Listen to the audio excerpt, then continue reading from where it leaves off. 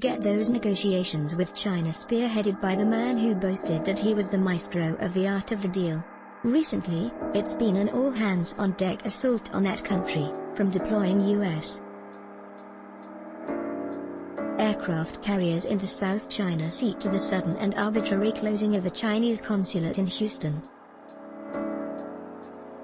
Of all people, Health Secretary Alex Azar was even dispatched to Taiwan, that other China, to meet and greet the country's president, the highest-ranking official American visitor to do so in 4 decades. Of course, as with so much in the age of Trump, there was a grimly comic aspect to his trip, since he made a particular point of praising the way a democratic country could handle the ongoing COVID-19 pandemic. However, given how Chinese President Xi Jinping and Donald Trump have each handled that same virus. And that's just to start down a list that, from TikTok bans to criminal charges against 4 members of the Chinese military, only continues to grow as the Donald and crew become ever more belligerent about that rising power on a falling planet.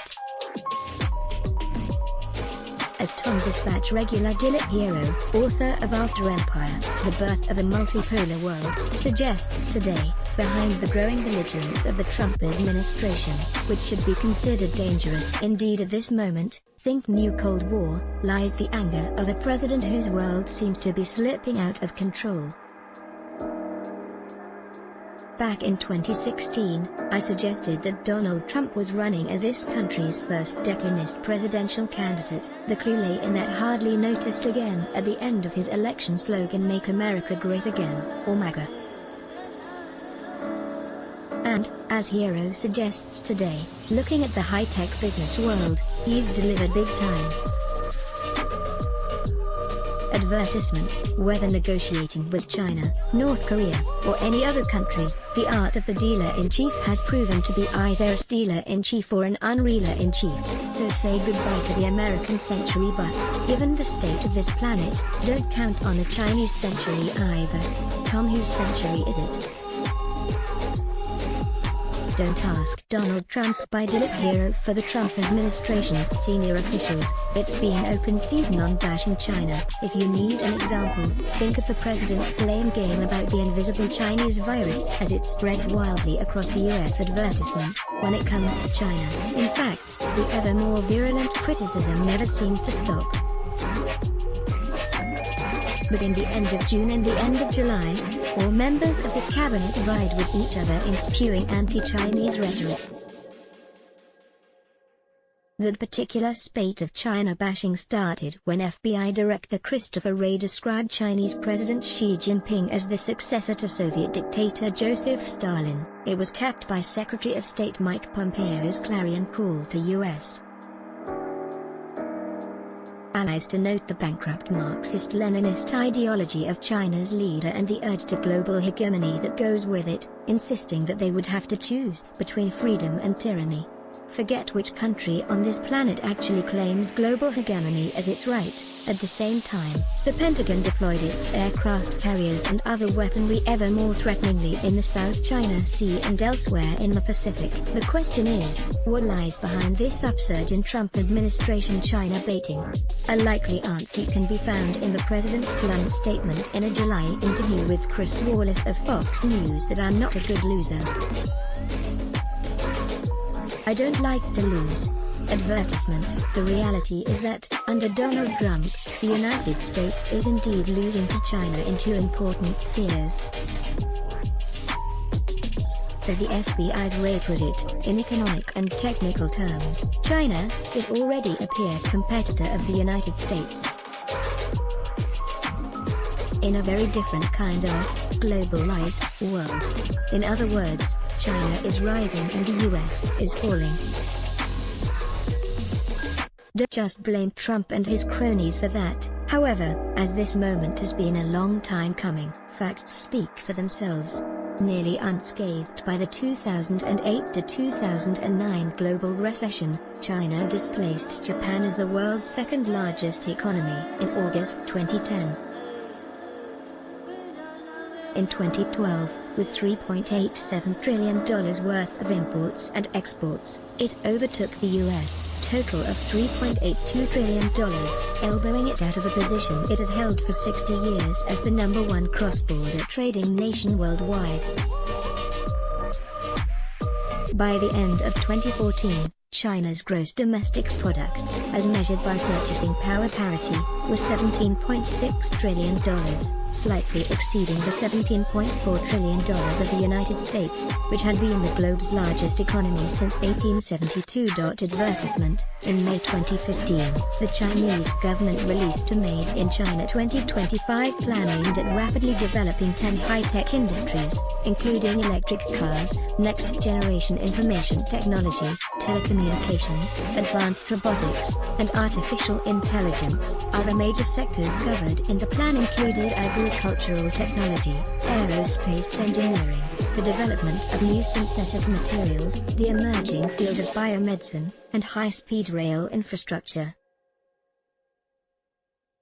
The plan was aimed at achieving 70% self-sufficiency in high-tech industries and a dominant position in such global markets by 2049, a century after the founding of the People's Republic of China. Semiconductors are crucial to all electronic products and, in 2014, the government's National Integrated Circuit Industry Development Guidelines set a target: China was to become a global leader in semiconductors by 2030. In 2018, the local chip industry moved up from basic silicon packing and testing to higher value chip design and manufacturing. The following year, the U.S. Semiconductor Industry Association noted that, while America led the world with nearly half of global market share, China was the main threat to its position because of huge state investments in commercial manufacturing and scientific research. By then, the U.S. had already fallen behind China in just such scientific and technological research.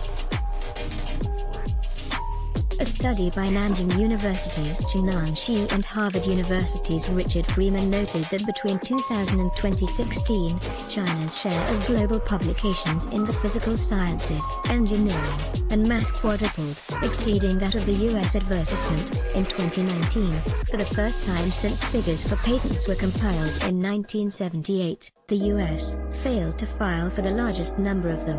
According to the World Intellectual Property Organization, China filed applications for 58,990 patents and the United States 57,840.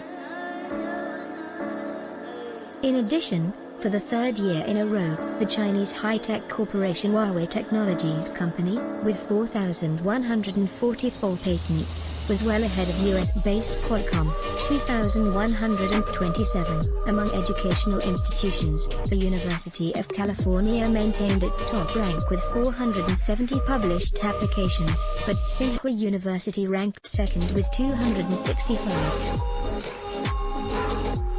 Of the top 5 universities in the world, 3 were Chinese. The neck-and-neck race in consumer electronics by 2019. The leaders in consumer technology in America included Google, Apple, Amazon, and Microsoft. In China, the leaders were Alibaba, founded by Jack Ma, Tencent, Tencent in Chinese, Xiaomi, and Baidu.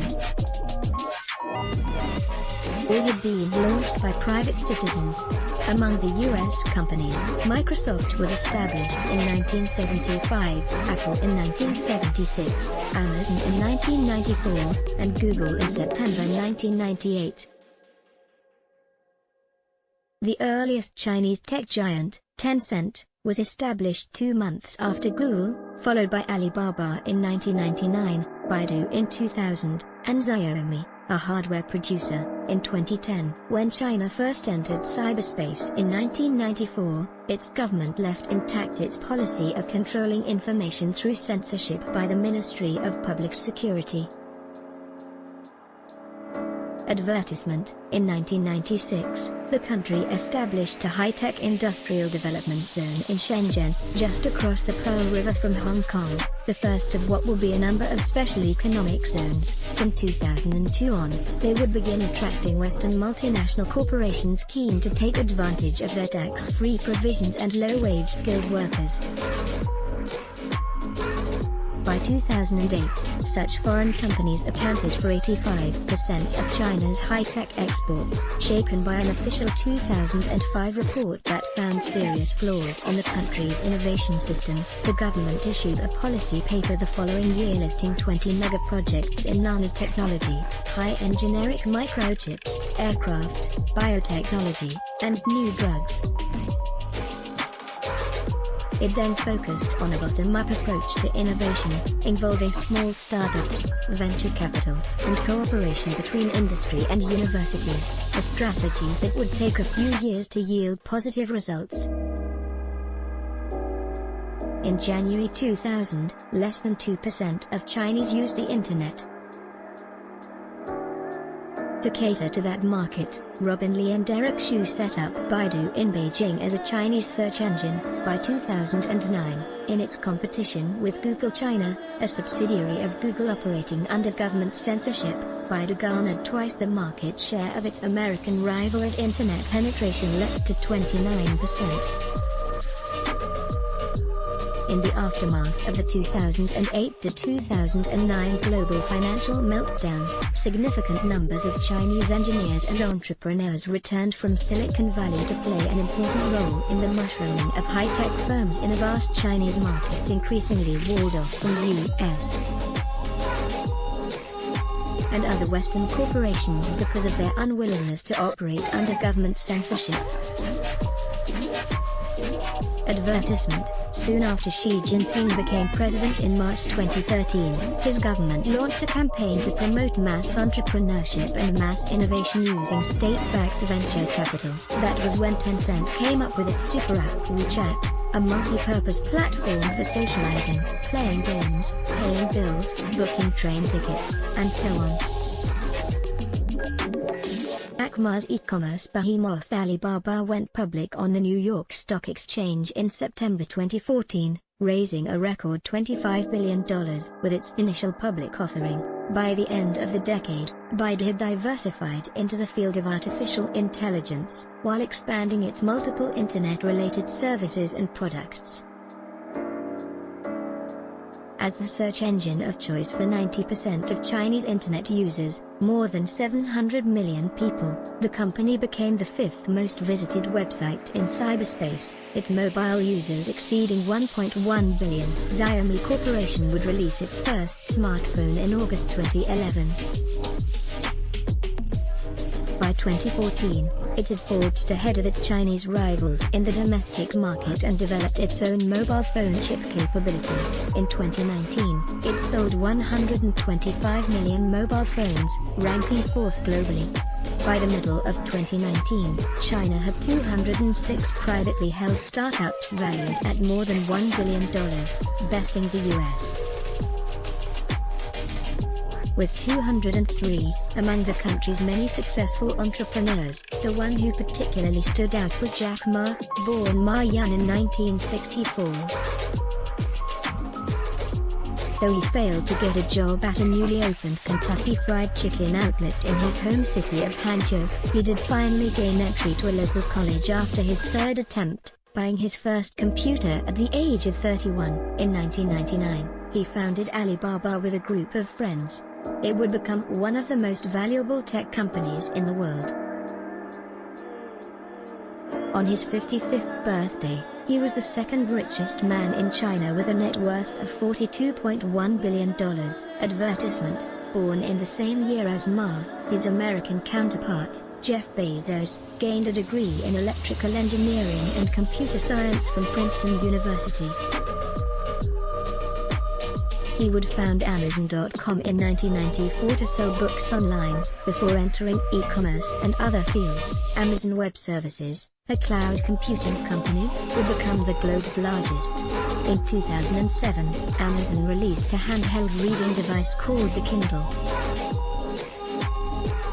3 years later, it ventured into making its own television shows and movies. In 2014, it launched Amazon Echo, a smart speaker with a voice assistant named Alexa that let its owner instantly play music, control a smart home, get information, news, weather, and more.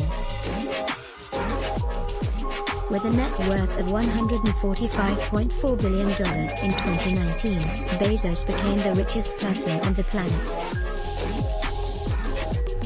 Deploying an artificial intelligence inference chip to power features on its e-commerce sites, Alibaba categorized 1 billion product images uploaded by vendors to its e-commerce platform daily and prepared them for search and personalized recommendations to its customer base of 500 million. By allowing outside vendors to use its platform for a fee, Amazon increased its items for sale to 350 million, with 197 million people accessing Amazon.com each month. China also led the world in mobile payments, with America in 6th place. In 2019, such transactions in China amounted to $80.5 trillion. Because of the COVID-19 pandemic, the authorities encouraged customers to use mobile payment, online payment, and barcode payment to avoid the risk of infection. The projected total for mobile payments, $111.1 trillion. The corresponding figures for the United States at $130 billion look puny by comparison. In August 2012, the founder of the Beijing-based ByteDance, 29-year-old Jiang Yiming, broke new ground in aggregating news for its users. His product, Taotao, today's headlines, tracked users' behavior across thousands of sites to form an opinion of what would interest them most, and then recommended stories. Advertisement. By 2016, it had already acquired 78 million users, 90% of them under 30. In September 2016, ByteDance launched a short video app in China called Douyin that gained 100 million users within a year. It would soon enter a few Asian markets as TikTok. In November 2017, for $1 billion, ByteDance would purchase Musical.ly, a Shanghai-based Chinese social network app for video creation, messaging, and live broadcasting, and set up an office in California. Jiang merged it into TikTok in August 2018 to give his company a larger footprint in the US. And then spent nearly $1 billion to promote TikTok as the platform for sharing short dance, lip-sync, comedy, and talent videos. It has been downloaded by 165 million Americans and driven the Trump administration to distraction. A Generation Z praise. In April 2020 it surpassed 2 billion downloads globally, eclipsing US tech giants. That led President Trump, no loser he, and his top officials to attack it, and he would sign executive orders attempting to ban both TikTok and WeChat from operating in the US, or being used by Americans, unless sold to a US tech giant. Stay tuned. Huawei's octane-powered Rise-Bot, the biggest Chinese winner in consumer electronics and telecommunications, has been Shenzhen-based Huawei Technologies Company, the country's first global multinational. It has become a pivot point in the geopolitical battle between Beijing and Washington. Huawei, in Chinese, it means splendid achievement, makes phones and the routers that facilitate communications around the world. Established in 1987, its current workforce of 194,000 operates in 170 countries. In 2019, its annual turnover was $122.5 billion. In 2012, it outstripped its nearest rival, the 136-year-old Ericsson Telephone Corporation of Sweden, to become the world's largest supplier of telecommunications equipment with 28% of market share globally. In 2019, it forged ahead of Apple to become the second largest phone maker after Samsung. Several factors have contributed to Huawei's stratospheric rise: its business model, the personality and decision-making mode of its founder Ren Zhengfei, state policies on high-tech industry, and the firm's exclusive ownership by its employees. Born in 1944 in Guizhou Province, Ren Zhengfei went to Chongqing University and then joined the Military Research Institute during Mao Zedong's chaotic Cultural Revolution, 1966 to 1976. He was demobilized in 1983 when China cut back on its engineering corps, but the army's slogan, "Fight and Survive," stayed with him. He moved to the city of Shenzhen and worked in the country's infant electronics sector for 4 years, saving enough to co-found what would become the tech giant Huawei. He focused on research and development, adapting technologies from Western firms, while his new company received small orders from the military and later substantial R&D, research and development, grants from the state to develop GSM, global system for mobile communication, phones and other products. Over the years, the company produced telecommunications infrastructure and commercial products for third-generation, 3G, and fourth-generation, 4G, smartphones. As China's high-tech industry surged, Huawei's fortunes rose. In 2010, it hired IBM and Accenture plc to design the means of managing networks for telecom providers. In 2011, the company hired the Boston Consulting Group to advise it on foreign acquisitions and investments. Like many successful American entrepreneurs, Ren has given top priority to the customer and, in the absence of the usual near-term pressure to raise income and profits, his management team has invested $15 to $20 billion annually in research and development work. That helps explain how Huawei became one of the globe's 5 companies in the 5th generation, 5G, smartphone business, topping the list by shipping out 6.9 million phones in 2019 and capturing 36.9% of the market. On the eve of the release of 5G phones, Ren revealed that Huawei had a staggering 2,575 G patents. So it was unsurprising that in the global race for 5G, Huawei was the first to roll out commercial products in February 2019, 100 times faster than its 4G predecessors. 5G tops out at 10 gigabits per second and future 5G networks are expected to link a huge array of devices from cars to washing machines to doorbells. Huawei's exponential success has increasingly alarmed the Trump administration, edging ever closer to conflict with China. Last month, Secretary of State Pompeo described Huawei as an arm of the Chinese Communist Party's surveillance state that censors political dissidents and enables mass internment camps in Xinjiang. In May 2019, the U.S. Commerce Department banned American firms from supplying components and software to Huawei on national security grounds. A year later, it imposed a ban on Huawei buying microchips from American companies or using U.S.-designed software. The White House also launched a global campaign against the installation of the company's 5G systems in allied nations, with mixed success. And continued to deny such charges and to oppose Washington's moves, which have so far failed to slow his company's commercial advance. Its revenue for the first half of 2020, $65 billion, was up by 13.1% over the previous year. Tariffs on Chinese products and that recent TikTok ban to slurs about the Kung Flu as the COVID-19 pandemic swept America.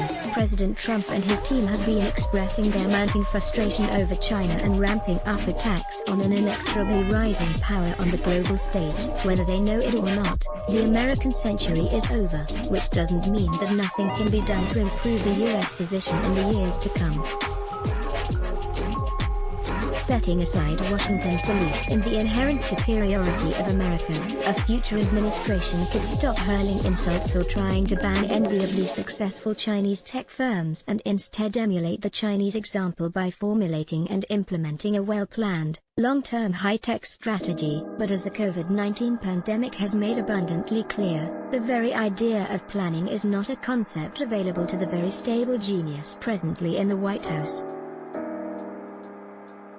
Dilip Hiro, a Tom Dispatch regular, is the author, among many other works, of After Empire, The Birth of a Multipolar World. He is currently researching a sequel to that book, which would cover several interlinked subjects, including the COVID-19 pandemic.